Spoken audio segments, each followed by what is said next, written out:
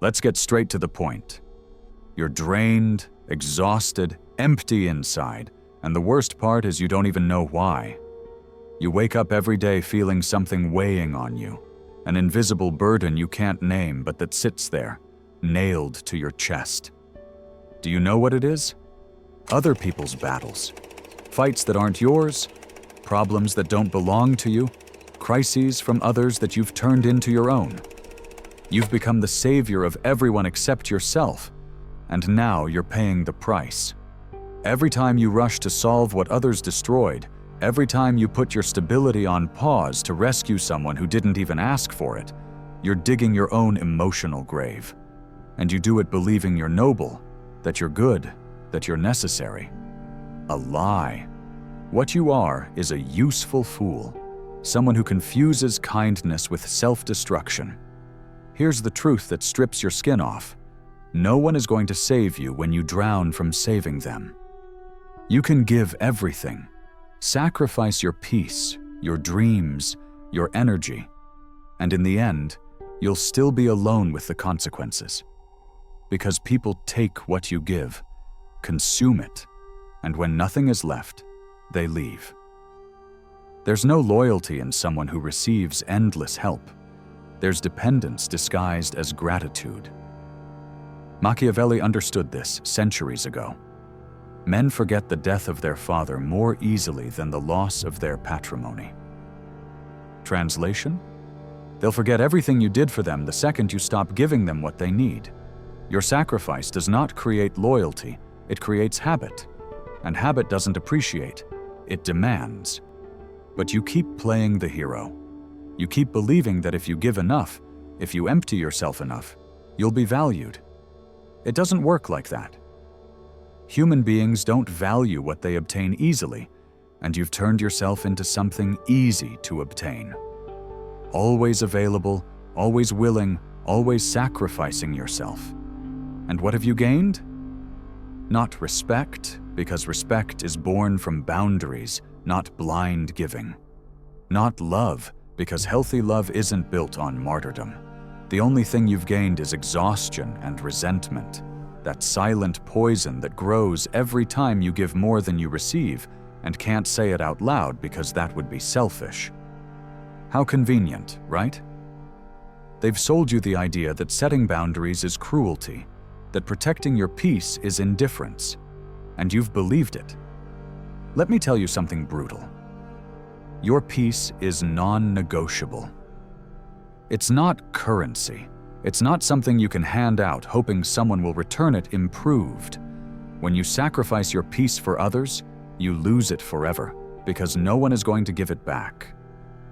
People don't work like that. They take your calm, fix their temporary chaos with it, and then fall again. And you? You're left without the calm you gave and without the capacity to recover it, because now you're carrying the weight of two lives, yours and the one you rescued. That's not helping. That's drowning together. And here's the worst part. You think that if you abandon them, you're a bad person. You think that stopping yourself from carrying their problems makes you cold, selfish, cruel. False. What makes you selfish is destroying yourself to keep someone afloat who isn't even trying to swim. Think about this. How many times have you set aside what you needed to attend to what someone else wanted? How many times have you postponed your goals because someone else had a crisis? And how many of those crises were truly urgent, and how many were just the result of repeated bad decisions? Exactly. Most people don't have crises. They have destructive patterns that they disguise as emergencies. And you, in your infinitely misunderstood kindness, validate those patterns every time you run to the rescue. You're not helping, you're enabling. Every time you save someone from the consequences of their actions, you're teaching them they don't have to change because someone like you will always clean up the mess. Do you understand the trap? You're not being good. You're being an accomplice to their stagnation. Machiavelli understood this better than anyone. He didn't write his texts to be loved. He wrote them to reveal how power and human relationships actually work. And one of his harshest lessons is this: kindness without strategy is weakness. You can be generous, yes, but if you don't know with whom, when, and how far, your generosity becomes your ruin. Those who know how to manipulate will see your kindness as an open invitation. They will take until nothing is left, and when you dare to set a boundary, they'll make you feel guilty for doing it. After everything we've been through, they'll say. I thought I could count on you, they'll say. And you, because you're human and have that residue of guilt, will give in once more. And again. And again. Until one day you wake up and don't recognize the person in the mirror, because that person sacrificed so much for others that they forgot who they were. Here's the truth. No one tells you. You cannot save someone who does not want to be saved. You can extend your hand 1,000 times, but if the other person isn't willing to hold their own weight, you will fall together. And the worst part is that when you fall, they will blame you. Yes, you. Because it's easier to blame the one who tried to help than to accept responsibility for their own downfall. Human psychology works this way. We project our failures onto the closest target. So why risk your peace for someone who will eventually make you their scapegoat? It makes no sense. Peace of mind is the most valuable thing you have, and once you lose it, recovering it is almost impossible. Because the noise others put in your head doesn't fade easily. It stays, echoing, reminding you of everything you gave and how little you received in return. Seneca said it clearly. It is not that we have little time, but that we waste much of it. How much time have you wasted fighting battles that weren't yours? How many hours spent calming other people's storms while your own grew uncontrolled? Every second you spend saving someone else is a second you steal from your own life. And those seconds don't return. Time doesn't negotiate, doesn't forgive, doesn't wait. It goes, and when you realize it, you'll have aged carrying backpacks that weren't even yours. Is it worth it? Of course not. But you keep doing it because you've been programmed to believe your worth lies in how much you give, not in who you are. They've made you believe that if you're not available for everyone, you're worthless. That's the biggest lie they've sold you. Your worth does not depend on how many people you rescue. Your worth is in your ability to protect what truly matters: your peace, your time, your energy. And those three things are not infinite. They're limited, scarce, precious. Every time you give them away without discernment, you empty yourself. And an empty cup cannot fill anyone else. That's the irony. You think you help more when you sacrifice yourself, but the truth is you help less. Because an exhausted rescuer doesn't rescue, they drag. And dragging each other is not salvation, it's collective sinking. So what do? You stop being the savior. You stop assuming responsibilities that aren't yours. You stop carrying weights others should carry themselves. And when you do, get ready, because guilt will show up. They'll tell you you changed, that you're not the same, that you became selfish. Let them talk. Because here's the secret Machiavelli knew well. Those who call you selfish for protecting your peace are the same ones who abused your generosity. They don't care about your well-being. They care that they can no longer use you. And that's the clearest sign you're doing the right thing. When the parasites complain, it's because you stopped feeding them. When the manipulators get upset, it's because you stopped falling into their traps.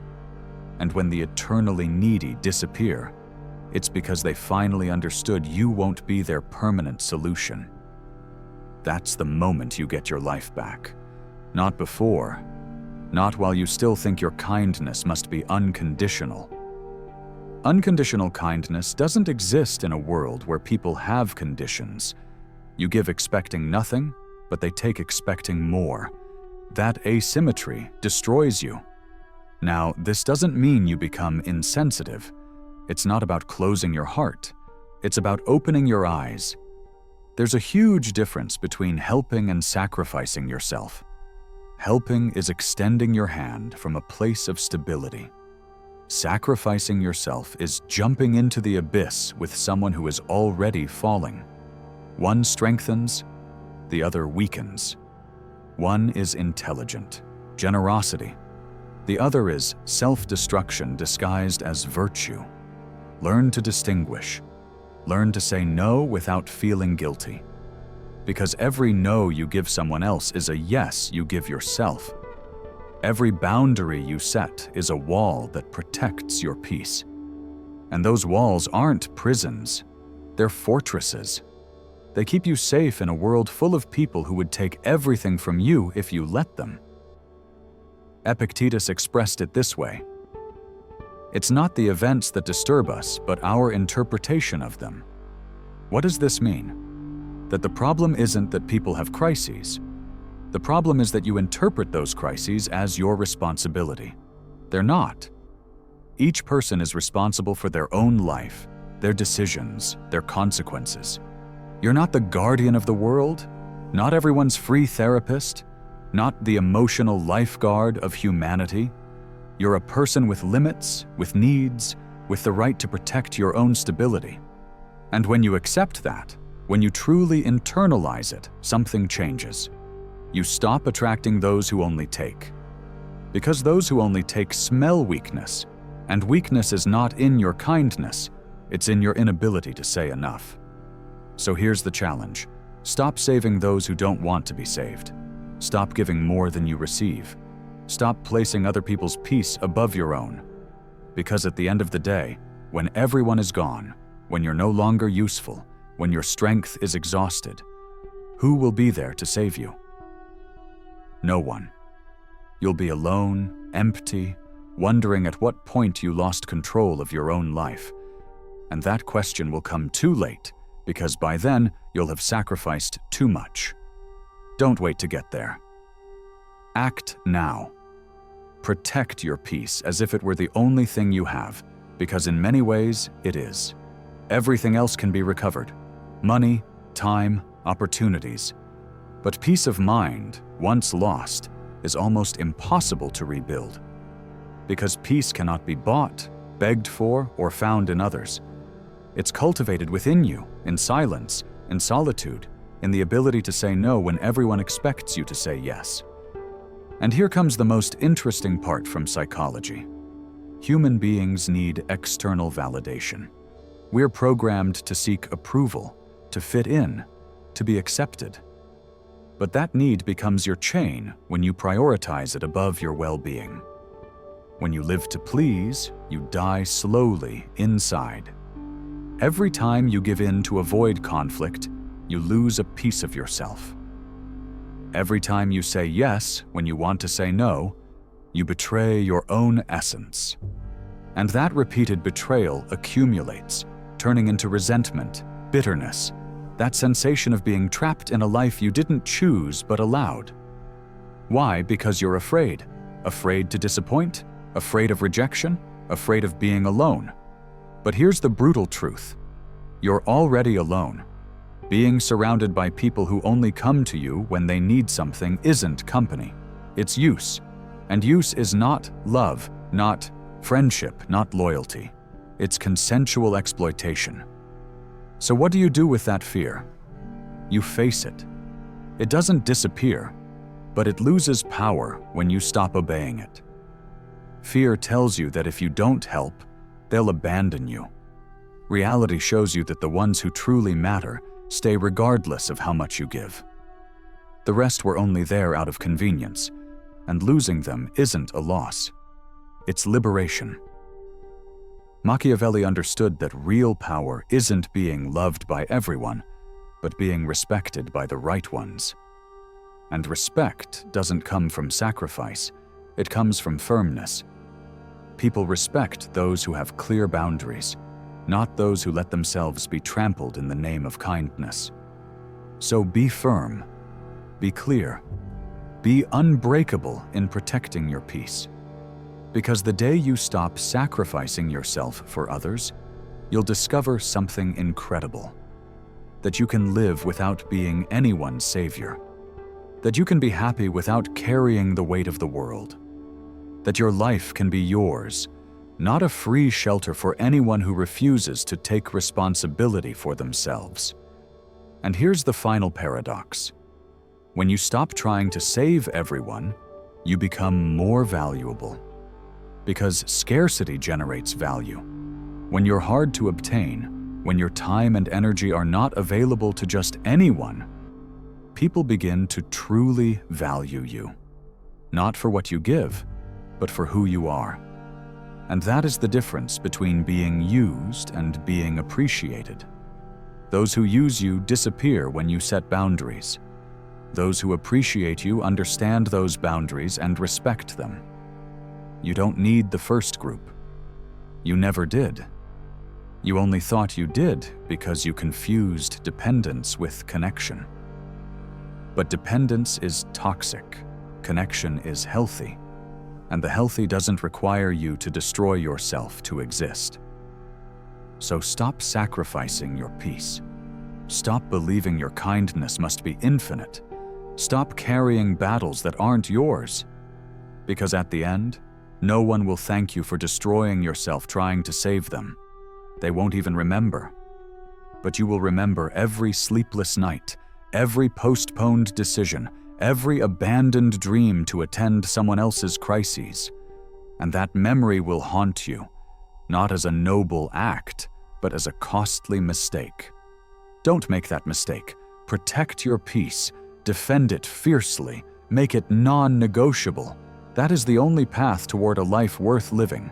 And if this message stirred something inside you, if you recognized even a shadow of your own sacrifice in these words, then you already know what you must do.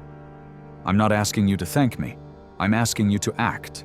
Subscribe to this channel, turn on the notifications, because what's coming in the next videos will continue dismantling the lies you've been sold about how you should live. This isn't content to pass the time. It's ammunition for the internal war you're fighting against your own programming. And here's something I want to know. Write in the comments the phrase, "My peace is non-negotiable." I want to see it. I want to greet you personally when you write it, because that phrase is a commitment to yourself, not to me. It's the line you draw between who you were and who you're going to be. Those who write it are the ones who truly understood, the ones who are ready for change. And one more thing, share this video. Not because you're doing me a favor, but because you know someone who needs it. Someone who's drowning in other people's battles, someone who forgot that their life also matters. That person might be waiting for exactly these words to wake up. Don't deprive them of that. Share it. You might be the push they needed to recover their peace. See you in the next video. And remember, your peace first, always.